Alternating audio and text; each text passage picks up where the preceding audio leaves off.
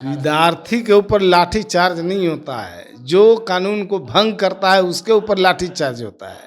भारी पैमाने पर लोग बिहार से बाहर जाकर नौकरी करते हैं। लेकिन आप तो बिहारी को नौकरी नहीं देके बाहरी को दे रहे हैं ना। एक सेकंड, जब बिहार के लोग दूसरे राज्यों में नौकरी पाने का हकदार हैं, तो दूसरे राज्यों को बिहार में नौकरी पाने का क्यों 15 नहीं राज्यों हक में तो होगा? नहीं है।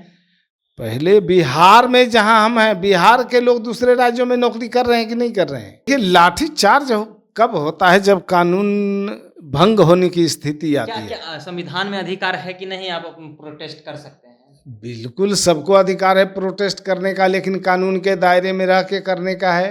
क्योंकि बीजेपी को तो दरअसल वो कुछ काम करना है नहीं, जनता के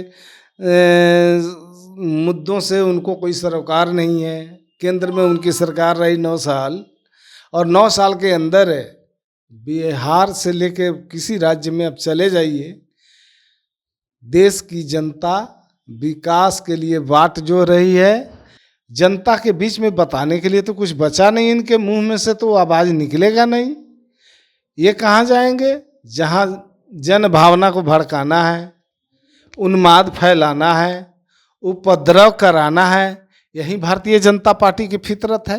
बिहार सरकार के द्वारा डोमिसाइल नीति जो लागू था उसको हटा दिया गया, यानी अब जो है बिहार में शिक्षक बनने के लिए पूरे देश से स्टूडेंट दे सकते हैं, आवेदन कर सकते हैं। जिसके बाद जो है वो पूरी बवाल हुआ और शिक्षक अभ्यर्थी जब सड़क पर आए डोमिसाइल नीति को पुनः वो वापस मतलब चालू करने के लिए, तो उन पर लाठियां भी चलाई गई। उसके बाद बीजेपी जो उसका समर्थन कर ले, और बिहार सरकार में जो भी घटक दल में है वो भी आप समर्थन करें। लेकिन बीजेपी जो है 13 तारीख को विधानसभा का घेराव गांधी मैदान से लेकर के विधानसभा का घेराव करेंगे। उसी पर बात करने के लिए हमारे साथ है अभी जेडीयू के प्रदेश प्रवक्ता हिमराज राम जी। कैसे देखते हैं 13 तारीख को घेराव करने वाले हैं बीजेपी?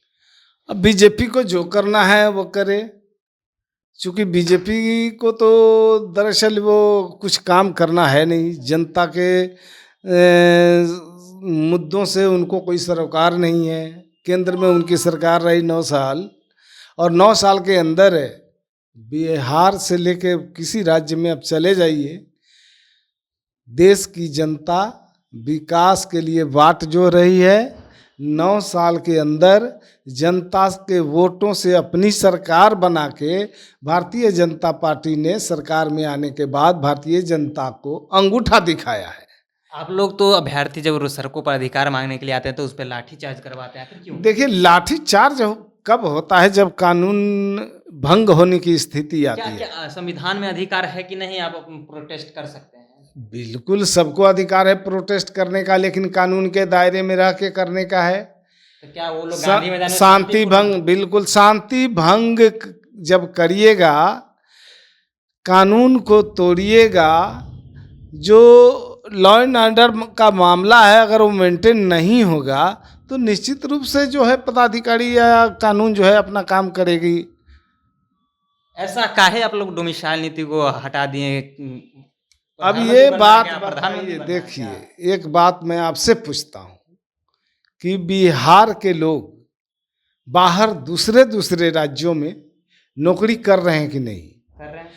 भारी पैमाने पर लोग बिहार से बाहर जाकर नौकरी करते हैं। लेकिन आप तो बिहारी को नौकरी नहीं देके बाहरी को दे रहे हैं ना। एक सेकंड, जब बिहार के लोग दूसरे राज्यों में नौकरी पाने का हकदार हैं, तो दूसरे राज्यों को बिहार में नौकरी पाने का क्यों 15 नहीं? राज्यों में तो नहीं है।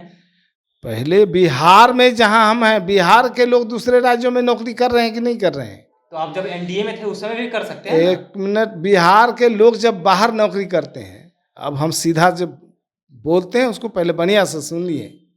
बिहार के लोग जहाँ जहाँ बाहर दूसरे राज्यों में नौकरियाँ कर रहे हैं, जब आप बिहार में उसको हक नहीं दीजिएगा,